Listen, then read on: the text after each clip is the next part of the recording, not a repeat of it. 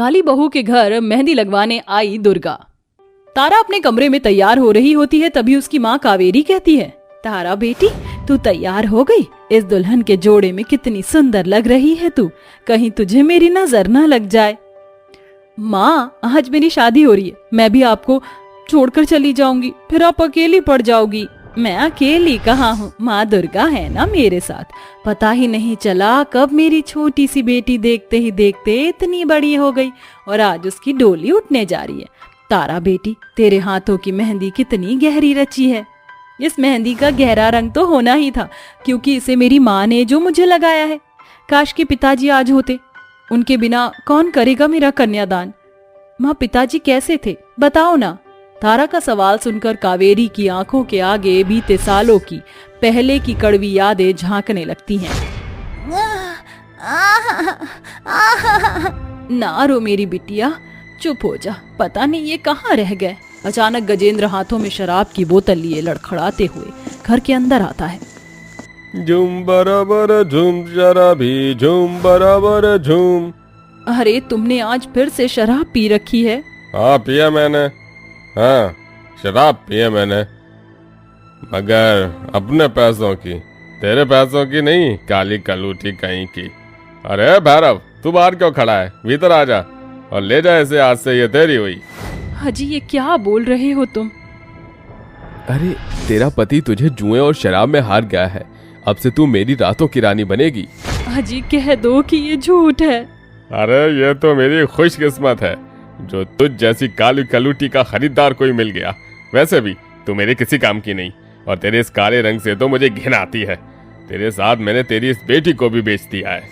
ये सुनकर कावेरी की आंखों में आंसू भर आते हैं और वो तारा को उठाकर गजेंद्र और भैरव को उस कमरे में बंद करके भाग जाती है। तभी जोरों की बारिश शुरू हो जाती है और वो बचते बचाते माँ दुर्गा के मंदिर में जाकर छिप जाती है। तभी रात के 10 बजते ही एक बूढ़ी अम्मा वहाँ आती है। बेटी मंदिर का द्वार बंद करने का समय हो चला है, तुम्हें अपने घर जाना चाहिए। अम्मा इस दुनिया में मेरा कोई अपना नहीं और ना कोई मेरा ठिकाना है।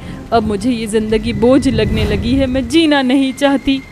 ऐसा नहीं कहते बेटी, जिंदगी जीना उस मेहंदी से सीखो जो खुद पिसकर अपना रंग दूसरों की हथेलियों में छोड़ जाती है। यहाँ पास में ही मेरा घर है, तुम चाहो तो मेरे साथ वहाँ रह सकती हो। कावेरी अपनी बेटी को लेकर उस बूढ़ी अम्मा के साथ उनके घर आती है, जो कि फूस की एक टूटी फूटी झोपड़ी थी, जिसके आंगन में ढेर सारे मेहंदी के पौधे लगे होते हैं। कई दिन बीत जाते हैं मगर कावेरी अपने पति के हाथों बेचे जाने की बात भुला नहीं पाती। फिर एक दिन बूढ़ी अम्मा उसे कहती है, बेटी जरा मेरे हाथों पर तुम ये मेहंदी लगा दोगी?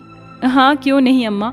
कावेरी आंगन से मेहंदी तोड़कर सिलबट्टे पर पीसकर बड़े ही प्यार से बूढ़ी अम्मा की हथेलियों पर लगा देती है। तभी बूढ़ी अम्मा कहती है, बेटी क्या बात है, मैं जब देखती हूँ तुम बड़ी उदास और खोई खोई सी रहती हो। अम्मा आप तो खुद ही इतनी गरीब हैं, मैं नहीं चाहती कि उस उम्र में मैं या मेरी बेटी आप पर बोझ बने, और ना ही मैं पढ़ी लिखी हूँ जो कोई मुझे काम देगा। अब बिना रोजगार के कैसे चलेगी रोजी रोटी? बेटी इस बात का हल तो तुम्हारे हाथों में है, मेरा अपना कोई नहीं है, जो है अब तुम्हारा ही है, तुम इन मेहंदी को बेचो। पता है बूढ़ी अम्मा, जब जब मैं आपको देखती हूँ ना, मेरे दिल में ऐसा लगता है जैसे आपको माँ दुर्गा ने मेरे लिए भेजा है। बूढ़ी अम्मा के दिए विचार के साथ उस गरीब काली बहू को अपनी अंधेरी जिंदगी में रोशनी भरने की एक सुनहरी किरण नजर आती है, जिसके बाद वह उन मेहंदी के पत्तों को तोड़कर उन्हें सारा दिन चिलचिलाती कड़ी धूप में सिलबट्टे पर हाथों से पीसा करती और उन्हें पैकेट में भरकर गांव-गांव गर्मी में बेचने निकल जाती। मेहंदी ले लो मेहंदी, रचनी मेहंदी, शुभ शगुन की मेहंदी, बहन मेहंदी ले लो, 10 रुपए की पैकेट है। अरे वाह इस मेहंदी की खुशबू तो बड़ी अच्छी है, एक काम करो तुम मुझे 2 पैकेट मेहंदी दे दो। औरत कावेरी से 2 पैकेट मेहंदी खरीद लेती है, जिसके बाद कावेरी सारा दिन ऐसे ही धूप में घूम घूम कर सर पर मेहंदी की टोकरी लेकर मेहंदी बेचती है, जिससे कि शाम तक उसकी सारी मेहंदी बिक जाती है और अच्छी कमाई के साथ वो काली लाचार बहू घर लौट आती है। अरे कावेरी बिटिया आ गई तू, बड़ी खुश है, लगता है तेरे सारे मेहंदी के पैकेट बिक गए। हाँ माँ दुर्गा की दया से मुझ गरीब की सारी मेहंदी बिक गई, और वो भी अच्छी आमदनी के साथ। इसके बाद गरीब कावेरी पैसों को गिनकर बूढ़ी अम्मा को अपनी कमाई का 10वां हिस्सा देते हुए कहती है, बूढ़ी अम्मा ये मेरी कमाई का 10वां हिस्सा है, इसे आप रखो। मेरी हमेशा से दिली इच्छा थी कि जब कभी मैं अपने बलबूते पर कमाऊंगी तो अपनी कमाई का 10वां हिस्सा माँ दुर्गा को दूंगी, और इसीलिए कि आपको माँ दुर्गा ने मेरे लिए भेजा है, ये हिस्सा आपका है। बेटी, मुझे ये पैसे नहीं चाहिए, बस मुझे तू अपने हाथों से मेहंदी लगा देना। गुजरते वक्त के साथ कावेरी के लिए बूढ़ी अम्मा और उसकी बेटी ही उसकी जिंदगी बन गई। वहीं अब कावेरी की मेहंदी औरतों की पहली पसंद बन गई। कावेरी जब भी रोज मेहंदी बेचने जाया करती तो वह अपनी मेहंदी का सबसे पहला पैकेट माँ दुर्गा के मंदिर में अर्पण करती और फिर उसे बेचती। मेहंदी ले लो, मेहंदी रचनी मेहंदी। अरे ओ मेहंदी वाली, आओ आओ, मैं कब से तुम्हारी बाट जो रही थी। मुझे जल्दी से 50 पैकेट मेहंदी दे दो। वो क्या है, शादी ब्याह का घर, बिना मेहंदी के पूरा कहाँ होता है। जी ये लीजिए बहन जी, आपकी 50 पैकेट मेहंदी। धीरे धीरे कावेरी की मेहंदी की खासियत के कारण बड़े बड़े दुकानदार भी उस गरीब काली बहू से उसकी मेहंदी खरीदने लगे और कावेरी की हालत संभलने लगे। उसका पूरा ध्यान अपनी मेहंदी के कारोबार और बूढ़ी अम्मा और अपनी बच्ची पर बटा रहता। मैं माँ दुर्गा के मंदिर जा रही हूँ, आप भी चलिए। मंदिर में आकर कावेरी खुशी के आंसू बहाती हुई कहती है, माँ दुर्गा, ये आपकी दया है जो आज मैं गरीब मेहंदी वाली किसी पहचान की मोहताज नहीं हूँ। आपने जो मुझ गरीब लाचार की जिंदगी को खुशियों से भरा है, मैं उसका कर्ज तो नहीं उतार सकती, मगर अपनी इस गरीब भक्त का ये भेंट स्वीकार कीजिए। ऐसा कहकर कावेरी आंसू बहाते हुए माँ दुर्गा की मूर्ति को मेहंदी लगाती है। जैसे जैसे वह माँ दुर्गा की मूर्ति को मेहंदी लगाती है, उस मेहंदी की छवि छाप बूढ़ी अम्मा के हाथों में उतर जाता है, जिसे देखकर कावेरी बहुत ही हैरान होती है। बूढ़ी अम्मा के हाथों में ठीक वैसी ही मेहंदी लगी है जैसे कि मैंने माँ दुर्गा की मूर्ति की हथेलियों में रचाई थी। क्या हुआ बेटी, तुम कुछ सोच रही हो क्या? कुछ नहीं अम्मा, चलो घर चलते हैं। कावेरी सारी रात बूढ़ी अम्मा को देखती रहती है। कहीं बूढ़ी अम्मा माँ दुर्गा तो नहीं? अम्मा के चेहरे पर एक गहरी चमक छाई रहती है, एकदम माँ दुर्गा के जैसे। ऐसा सोचते हुए कावेरी सो जाती है। तभी आधी रात आंगन में लगी मेहंदी के पौधों में हो रही खटपट से उसकी आंख खुल जाती है। ये इतनी रात को आंगन में कौन हो सकता है? तभी कावेरी देखती है कि बूढ़ी अम्मा गायब हैं और उसकी नजर घर की जमीन पर पड़े लाल रंग के पैरों के निशान पर पड़ती है, जिसके पीछे पीछे चलते हुए वो आंगन में लगे मेहंदी के पौधों के पास आती है, जहां लंबे काले घने बाल और सर से पांव तक लाल रंग के जोड़े में माँ दुर्गा मेहंदी के पौधों की देखरेख कर रही होती हैं, जिसे देखकर कावेरी घुटनों पर बैठकर कहती है, मैं जानती थी कि आप और कोई नहीं बल्कि माँ दुर्गा ही हैं। इसका मतलब इतने दिनों से मैं माँ दुर्गा को मेहंदी लगा रही थी। कावेरी, जब उस रात मंदिर में मेरी मूर्ति के पास बैठकर तुमने मुझे पुकारा था तो मुझे आना ही पड़ा, मगर अब मुझे जाना होगा। ये कहकर माँ दुर्गा गायब हो जाती हैं और कावेरी ऐसे ही लगातार मेहंदी बेचती है। और सालों बाद उसकी बेटी तारा बड़ी हो जाती है और उसकी शादी का दिन भी आ जाता है। माँ, तो क्या उस दिन के बाद माँ दुर्गा आपसे मिलने फिर कभी क्यों नहीं आई? क्योंकि ये दुनिया लाखों करोड़ों कावेरी जैसी दुखियारिन औरतों से भरी हुई है, जिन्हें माँ दुर्गा की जरूरत है। अब चलो, बारात आ चुकी है। इसके बाद कावेरी बड़ी ही धूमधाम से अपनी बेटी तारा की शादी कर देती है और कावेरी हर दिन अपनी गुजरी हुई गरीब जिंदगी को याद करके माँ दुर्गा को अपनी भली जिंदगी के खातिर शुक्रगुजार करती है। चूड़ी ले लो चूड़ी, रंग बिरंगी चूड़ी, लाल हरी पीली नीली हर रंग की चूड़ी ले लो। ये लाल वाली चूड़ी कैसे दी है? 30 रुपए दर्जन है, कितनी दूं?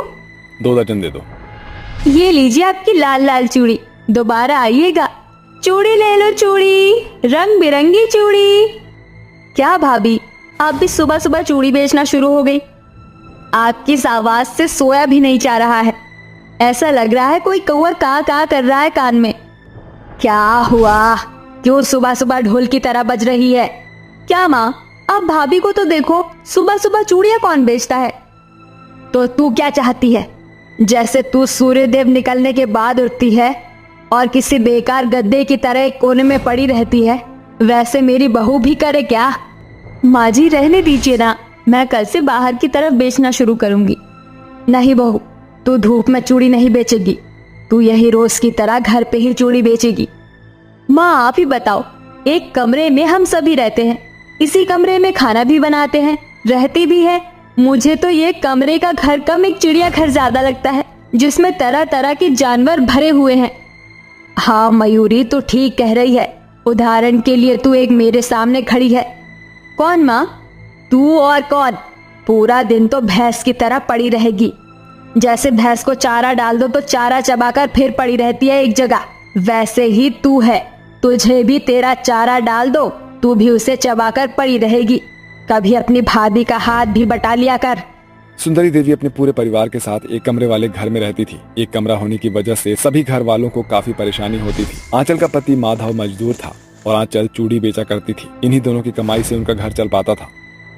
ओ रानी पद्मावती, उठ जा, जरा हाथ पैर चला ले, वरना जंग लग जाएगा हाथ पैरों में। क्या माँ, आप तो आराम ही नहीं करने दे रही हो। आराम के अलावा तुझे कुछ काम आता भी है? पति को भी छोड़ कर आ गई। छोड़ती नहीं तो क्या करती? दिन रात घर का काम कराता था। तेरा कुछ नहीं हो सकता है। जाकर रात के खाने की तैयारी कर। ठीक है, जा रही हूँ। माँ खाना दे दो ना, भूख लग रही है। घर बसाने भिखारी पहले आ गए, अभी खाना भी नहीं बना है और तुझे भूख लग रही है। रोज तो तुझे इतनी जल्दी भूख नहीं लगती है, आज कैसे लग गई? मयूरी अपने बेटे को डांट ही रही होती है कि तभी बातों बातों में मयूरी तड़के में लाल मिर्च डाल देती है, जिससे पूरे घर में धुआं धुआं हो जाता है और सभी को खांसी और छींकें आना शुरू हो जाती है। ये क्या झोंक दिया, आंखों में मिर्ची लग रही है। अब समझ आया कि क्यों तेरे पति ने तुझे रोका नहीं। वो बेचारा खांसते खांसते नहीं मरना चाहता था। माँ जी कोई बात नहीं, मैं खाना बना देती हूँ। आप मयूरी दीदी को मत डांटिए, उन्होंने ये जानबूझकर नहीं किया है। हाँ, मैंने ये सब जानबूझकर नहीं किया है। एक कमरे का घर है और इसमें ही खाना बनाना है, तो धरास तो उठेगी ही ना। हाँ, तेरे बाबूजी और भाई ने तो जैसे पैसों का पेड़ उगा रखा है ना, जो तेरे लिए अलग से किचन बनवाए। हर बात घूम फिर कर मेरे ऊपर ही क्यों आ जाती है? आप तो चुप ही करिए। मैं तो चुप ही हूँ।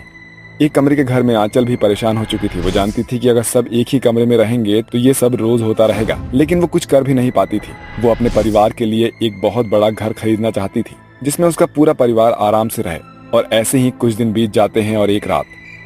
माँ, बहुत गर्मी लग रही है। क्या करूं बेटा, एक ही पंखा है, वो भी इतना मर मर के चल रहा है। सो जा तू नींद का ख्याल करके। क्या हुआ मयूरी? बाबा, बहुत गर्मी लग रही है, सोया नहीं जा रहा। अब क्या करे, इतने पैसे भी नहीं है कि हम पंखा ठीक करा सके। अरे पैर किसके हैं? मेरे पैर हैं। क्यों, क्या हुआ? अरे कुछ नहीं बाबूजी, वो तो मैं बस ऐसे ही पूछ रहा था। मुझे सच में कुछ ना कुछ करना पड़ेगा, वरना गर्मी में तो मेरे परिवार की हालत खराब हो जाएगी। सुबह होते ही आंचल अपनी चूड़ियों की टोकरी लेकर शहर की तरफ उन्हें बेचने के लिए निकल जाती है, जहां उसकी मुलाकात सेठ प्रसाद से होती है। सेठ प्रसाद चूड़ियों का बहुत बड़ा व्यापारी होता है। सेठ प्रसाद को आंचल की चूड़ियां बहुत पसंद आती है। तुम्हारी चूड़ियां तो बहुत ही ज्यादा सुंदर है, मुझे ऐसी ही चूड़ियों की जरूरत थी। यहाँ की औरतों को ऐसी चूड़ियां पहनना बहुत ही ज्यादा पसंद है। क्या तुम मेरे लिए ऐसी चूड़ियां और भी बना सकती हो?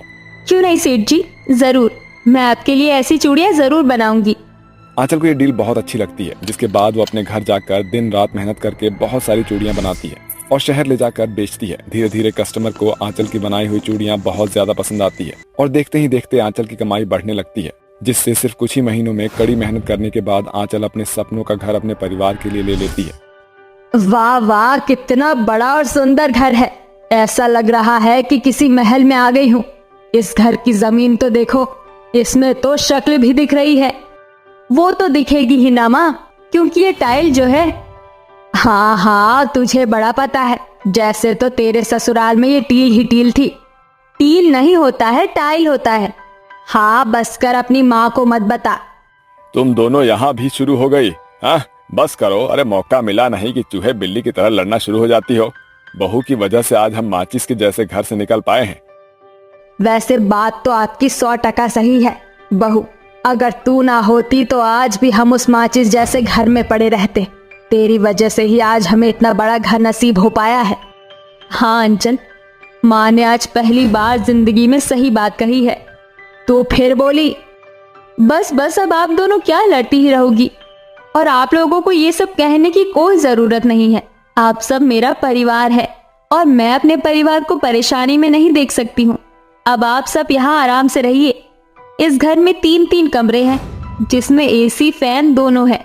अब बबलू, तुम्हें गर्मी नहीं लगेगी रात में, ओके? थैंक यू मामी। तुम सच में बेस्ट हो आंचल। वो तो होगी ही, मेरी बहू है, मुझ पर गई है पूरी की पूरी। हाँ हाँ, क्यों नहीं। अगर आप पर गई होती तो अभी भी हम उस माचिस जैसे घर में रह रहे होते। तो फिर कुछ बोली? नहीं माँ, मैंने तो कुछ भी नहीं कहा। लगता है बुढ़ापे की वजह से आपके कान बज रहे हैं। सारा परिवार हंसने लगता है और सारा परिवार बिना किसी परेशानी के आराम से रहता है।